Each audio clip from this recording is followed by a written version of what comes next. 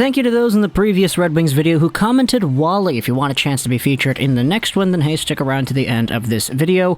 But let's get into today's topic. Let's talk about the IIHF World Championships because they're happening right now in Latvia. And if you've been keeping up with the tournament, you would have seen a whole bunch of the crazy games we saw. Obviously, Canada being one of the worst teams statistically so far is a really big deal.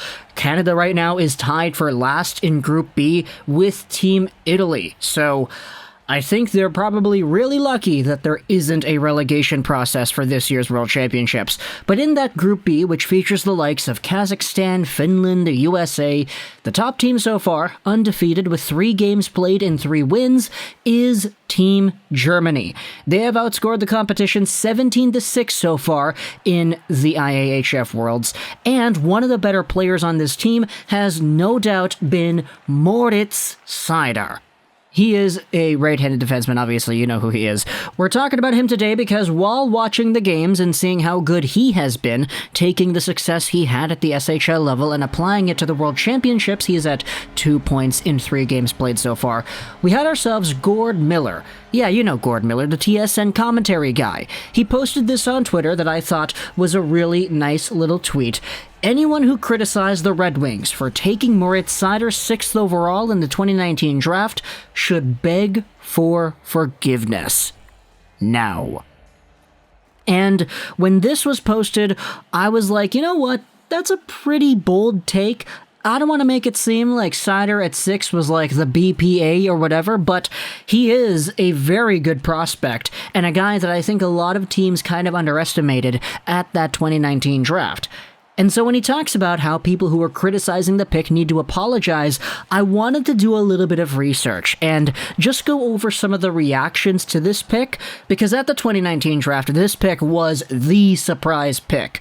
Sure, you could debate that Kirby Dach at 3rd overall behind Kakko and Hughes taken by the Blackhawks was as big of a surprise or an even bigger surprise than Seider, but at the end of the day, Kirby Dach was seen by many as a top 7, top 8 pick. And in fact, scouting outlets earlier on in the year projected him to going 3rd, so it's not really that big of a surprise in my opinion, because even I had him going 3rd overall in the Why I Want video we made before the draft. But for Moritz Seider, he was a guy that was ranked by many to go somewhere in the teens, and that's a sentiment that we have been talking about on this YouTube channel ever since the draft actually happened. So to see him go from a consensus ranking, if we scroll down on Elite Prospects over here, in the range of 17, 15, 16, and all that, all the way up to 6. Boy, there were some really, really big shocks to see. Now, the biggest one is not actually one that's from anybody in the fans, it's actually from Seider himself. Seider said this after he got drafted in that event. I would say I was thinking I would go somewhere between 15 and 20, so it's insane that I went 6th. I can't explain it. And you could even see in the video that he was reacting to the pick like, oh my gosh, he stood up, he is like putting his hands over his mouth, he was surprised, man.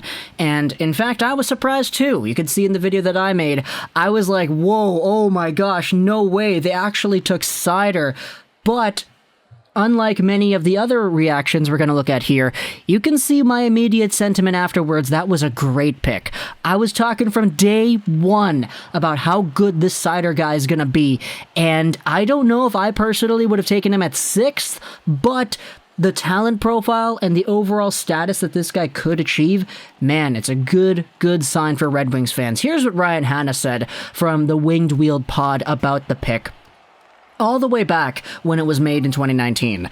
The silver lining for Red Wings fans is that if you don't like the Seider pick at 6, you know Detroit, at the very least, landed a good prospect at a position of need, which was right side defense. And if you did like the Seider pick at 6, you know that Detroit just landed a great prospect at a position of need. So even if you don't like the pick, at the end of the day, this is a good hockey prospect that is going to fill a need that the Red Wings do have going into the long-term future. Going over to actual reactions, though, here's the Reddit thread from when the Red Wings selected Seider 6th overall at the draft. The first comment here says, "I trust the Yzer plan, but WTF, Stevie Y. and it's got 800 upvotes. The reply to that afterward says, "Hey, after what Yzerman did with the Lightning, I will not question his choices." And the immediate reply says, "I mean, I'll question it a little bit. He could have at least traded down for an extra second or something, right?" And I saw this perspective bring itself up a lot during the time the pick was actually made. Okay, this is a guy that was projected to go in the teens. Why would you take him at 6 when you could just have traded down, get some extra stuff?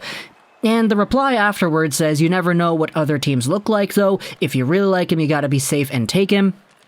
And that indeed is probably the best caveat as to why the Red Wings wouldn't have just traded down, especially if there was any insecurity that another team underneath them, like for example the Edmonton Oilers, would have really wanted to take a Seider instead. I remember seeing some hearsay, not really too sure on the source, that the Oilers were looking at Seider, and because he wasn't available, they ended up taking Broberg instead. I'm not really too sure if that's 110% correct, but it is something that I kind of vaguely remember as a talking point back then. You also have the next replies here in this Reddit thread. "Stevie Y with the YOLO swag. Screw your mock drafts." And I think that's kind of what everybody was kind of thinking after the pick was made. Wow, my predictions for the draft absolutely bollocks now. "Don't let Moritz Seider being drafted at number 6 let you forget that the Giants drafted Daniel Jones at 6. Now, I don't know what that means, because I don't know anything about football. Is that football? Baseball? Not sure. I could Google it, but I think my ineptitude at knowing things about other sports is kind of a selling point for this conversation. Next up, it's a comment here saying, "Red Wings fans, this is a test of your fate. Trust the Yzer plan." And I think so many Red Wings fans were out here with a little bit of a shock on their face, but also with an open acceptance as to what would happen afterwards. Because I remember specifically, a few hours after the draft, so many Red Wings fans were going out there talking about how they love this guy, they love the package that he brings. So even though this was the very first test for the Red Wings' faith in the Yzer plan, they really started opening up to it a little bit afterwards. But just because I saw a whole bunch of people doing that doesn't mean that everybody was. For example, here's the Instagram post when the Red Wings drafted Seider back from June of 2019. The top comment that I see, "What a garbage pick, dumpster fire franchise." And to be fair, I don't really know if this guy actually is a Red Wings fan, but I did see this. It's interesting to note, though, that the majority of the comments on this post right here, the Red Wings drafting Seider at 6, it's all mostly positivity coming from a very specific crowd of people, German hockey fans. German hockey fans flooded not only this post, but even my Why I Want video back from that time frame, talking about how they're so proud of their boy for getting drafted so high and going to a hockey market like Detroit that is just so open and welcome to their guys that it's really heartwarming to see the support that Seider garnered immediately after he was getting drafted, even though there were some that were super surprised at the pick itself. Here's the tweet from Twitter when the Red Wings selected Seider 6th overall, and even though people were surprised, it's a lot of the same sentiment, especially if you look at the retweets. There are so many German people retweeting this, talking about how they're so proud and how they love seeing this guy in the realm of success that he has accomplished for himself. And so, even though, at the end of the day, you had so many people's overall expectations for the draft being completely shattered and scrambled because of this Seider pick at 6th, this is a guy that I think, today, if you do a redraft, I mean, does he go 6th overall still? I don't know. That's a question to be asked for sure. I mean, that's an entirely other video for another day. Does Jack Hughes even go 1st overall? That's the question. Bowen Byram might not be the top defenseman because Seider has just been so good. I mean, Byram is in the NHL right now, so that is something to consider. But granted, he hasn't really been the best. He's not been the second coming of Cale Makar so far, so we'll see how exactly things go for him. But either way, Seider, top 6 in 2019, definitely would be a lot better than his draft projection in a redraft because he was projected to go 15 to 20. But he's been a good pick for the Red Wings here, and I'm just really excited to see how exactly things are going to go down. He's doing really well at the World Championships on one of the best teams in the entire tournament so far, so we'll see how exactly they're going to be able to go forward. But talk to me in the comments what you think about Moritz Seider and the entire draft. If you made it to the end, comment down in the comment section below. Adler Mannheim, because that's the team that he was from when he was drafted. Hope you enjoyed this with Josh Rolls 99.